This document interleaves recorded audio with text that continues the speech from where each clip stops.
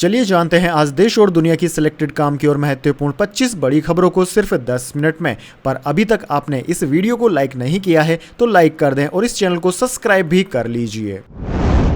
तो इस वक्त की सबसे बड़ी खबर निकल कर आ रही है। दिल्ली शराब घोटाले से जुड़ी मनी लॉन्ड्रिंग केस में मुख्यमंत्री अरविंद केजरीवाल को सर्वोच्च अदालत यानी कि सुप्रीम कोर्ट ने राहत दे दी है। सुप्रीम कोर्ट ने कुछ शर्तों के साथ केजरीवाल को 1 जून तक के लिए अंतरिम जमानत दे दी है। दोस्तों, कोर्ट ने कहा है कि जमानत के दौरान केजरीवाल इस केस में अपनी भूमिका के संबंध में कोई भी टिप्पणी नहीं करेंगे। वह किसी भी गवाह से बातचीत नहीं कर सकते या किसी भी तरह से मामले को प्रभावित नहीं कर सकते। साथ ही केस से जुड़े किसी भी आधिकारिक फाइल तक उनकी पहुंच नहीं होगी।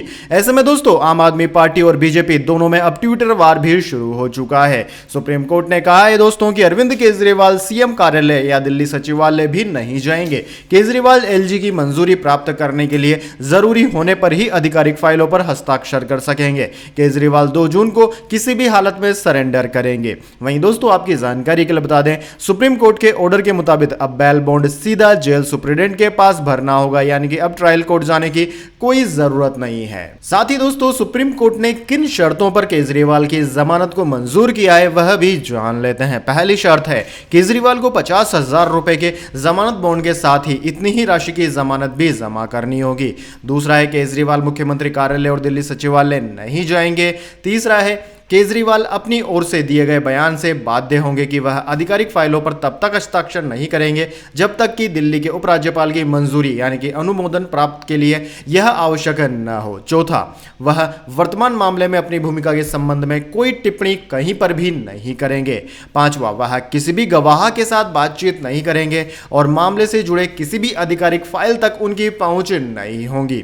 दोस्तों, दिल्ली के कथित शराब घोटाले में ईडी ने मुख्यमंत्री अरविंद केजरीवाल को 21 मार्च को गिरफ्तार किया था। इससे पहले ईडी ने उन्हें मामले में पूछताछ के लिए 9 समन जारी किए थे।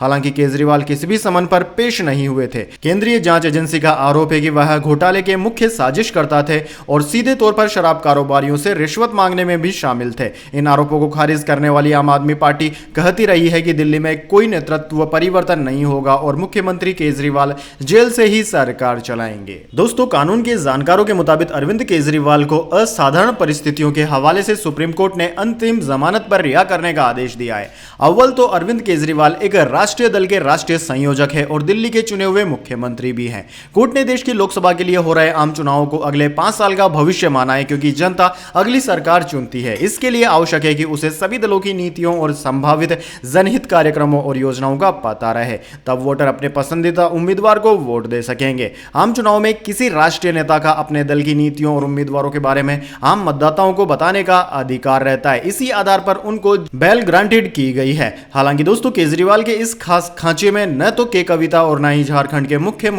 पूर्व मुख्यमंत्री हेमंत सोरेन और न ही आम आदमी पार्टी का कोई और नेता फिट बैठता है। लिहाजा यह तो तय है कि ये आरोपी अपनी जमानत के लिए सुप्रीम कोर्ट के इस आदेश का हवाला तो देंगे, लेकिन इसके आधार पर उन्हें राहत मिलने की संभावना बहुत कम दिखाई दे रही है। यानी कि दोस्तों, जिस तरीके से अरविंद केजरीवाल को जमानत मिली है, इसी तरीके से दूसरे कोई नेता अगर जमानत लेना चाहेंगे तो यह काफी मुश्किल हो जाएगा, क्योंकि जो परिस्थितियां अरविंद केजरीवाल के ऊपर निर्भर करती है या फिर लागू होती है उनके साथ, वह किसी दूसरे नेता के ऊपर या उनके साथ लागू नहीं हो पा रही है।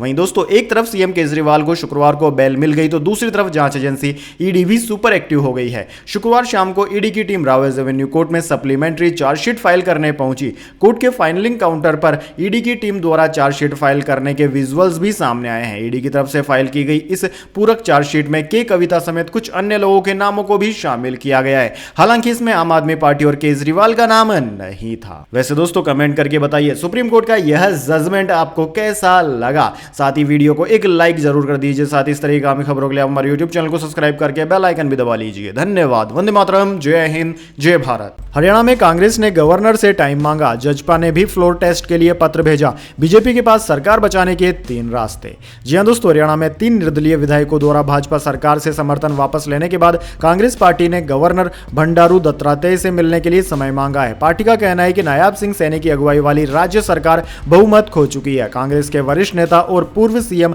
भूपेंद्र सिंह हुड्डा ने कहा कि राज्यपाल से 10 मई को मिलने का टाइम मांगा गया है। हमारे विधायकों का डेलीगेशन जाएगा। दुष्यंत सिंह चौटाला भी अपने विधायक लेकर आ जाएं। मौजूदा सरकार अल्पमत में आ गई है। नैतिकता के आधार पर मुख्यमंत्री को इस्तीफा दे देना चाहिए और राष्ट्रपति शासन लागू कर चुनाव कराने चाहिए। चलिए दोस्तों, जान लेते हैं इसके बाद अगली बड़ी खबर। भाइयों बहनों कहकर तेजस्वी ने की प्रधानमंत्री की मिमिक्री। राजद नेता बोले 2 करोड़ नौकरी मिली क्या, हम हेलीकॉप्टर को ट्रैक्टर बनाकर घूम रहे हैं। दरअसल दोस्तों, लखीमसराय में राजद प्रत्याशी कुमारी अनीता के समर्थन में जनसभा का आयोजन किया गया। इस जनसभा को संबोधित करते हुए नेता प्रतिपक्ष तेजस्वी यादव ने भाइयों बहनों कहकर प्रधानमंत्री मोदी की मिमिक्री की। उन्होंने कहा कि मोदी आएगा तो 2 करोड़ हर साल नौकरी मिलेगी। मिला क्या? मोदी आएगा तो किसानों की आय दुगना और गरीबों को पक्का मकान मिलेगा। क्या किसानों की आय दुगनी हुई और गरीबों को पक्का मकान मिला? तेजस्वी ने भाषण की शुरुआत अपने पीठ के दर्द से किया। उन्होंने कहा कि 3 सप्ताह आराम करने की सलाह डॉक्टर ने दी है। वहीं उन्होंने अपने भाषण में कहा कि बेरोजगारी और गरीबी के दर्द से मेरा दर्द कम पीड़ादायक है। चलिए दोस्तों, जान लेते हैं इसके बाद अगली बड़ी खबर। बाइडेन बोले इजराइल राफा में घुसा तो हथियार नहीं देंगे। 2000 पाउंड के बमों की एक खेप रोकी। इजरायली मंत्री बोले हमास बाइडेन को प्यार करता है। जी हां दोस्तों, बाइडेन ने नेतन्याहू को चेतावनी दी है कि अगर इजरायली सैनिक राफा में घुसे तो वे इजराइल को दिए जाने वाले हथियारों की सप्लाई रोक देंगे। टाइम्स ऑफ इजराइल की रिपोर्ट के मुताबिक बाइडेन ने कहा कि इजराइल को राफा में मिलिट्री ऑपरेशन और अमेरिकी हथियारों के बीच किसी एक को चुनना होगा। इस पर अमेरिका अब तक इजराइल को दिए जाने वाले हथियारों की एक खेप को रोक चुका है। दोस्तों, CNN के मुताबिक 2000 पाउंड के बमों की एक खेप इजराइल भेजी जानी थी, जिसे पिछले हफ्ते रोक दिया गया। पिछले 7 महीनों से जारी जंग के बीच ऐसा पहली बार हुआ है। दोस्तों, CNN से बात करते हुए बाइडेन ने माना कि अमेरिका के हथियारों से गाजा में आम नागरिकों की मौत हुई है। अमेरिका का मानना है कि इजराइल अमेरिका से मिलने वाले बमों का इस्तेमाल राफा के रिहायशी इलाकों में हमलों के लिए कर सकता है, जबकि अमेरिका नहीं चाहता कि इजराइल राफा मिलिट्री ऑपरेशन को अंजाम दे। चलिए दोस्तों, जान लेते हैं इसके बाद अगली खबर। खालिस्तान पर लगाम लगाने की सख्त जरूरत, ब्रिटेन के NCA से बोले अजीत डोभाल। जी हां दोस्तों, ब्रिटेन का राष्ट्रीय सुरक्षा सलाहकार टिम बैरो ने गुरुवार को अपने समकक्ष भारत के NSA अजीत डोभाल से मुलाकात की। टिम बैरो 2 दिनों की भारतीय यात्रा पर आए हुए हैं। इस दौरान उन्होंने विदेश मंत्री S जयशंकर से भी मुलाकात की। अजीत डोभाल के साथ हुई चर्चा में टेक्नोलॉजी और सुरक्षा पहल जैसे मुद्दे उठाए गए।